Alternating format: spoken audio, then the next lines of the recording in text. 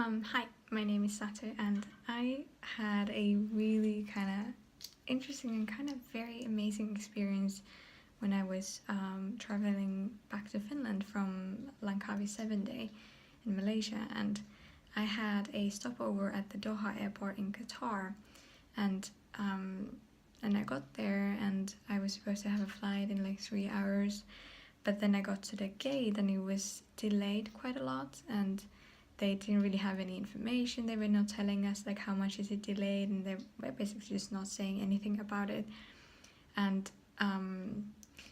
then they took us all to a restaurant to have breakfast. And we got there, and I was standing in this line, and I had a mother and a son behind me in the line. They were from Finland, and they were speaking in Finnish, so I could hear what they were talking about.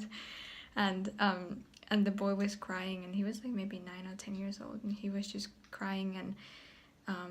he was worried if they would get home in time because they still had another flight to catch in Finland to go like to northern part of Finland, and he was really worried if they would make it in time, and he was just crying, and the mom was just kind of ignoring it. Oh, just like there's so many flights, like don't worry about it, like whatever, like stop crying. And the boy was still kind of going like and it was amazing how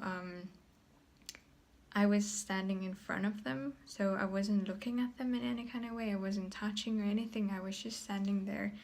and I allowed myself to be the space with me and include this boy in this space, and kind of just energetically acknowledge that, hey, I get that, you know, you're having a hard time and you're very tired from all the traveling and you're worried, but don't worry, you got this. I know that you've got this, and I'm here too. And I was just being that energy for him, and it was almost kind of like giving like energetic kind of hug in a way.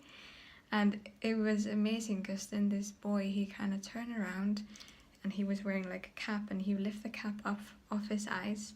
and stopped crying and looked at me and was like, that was so cool.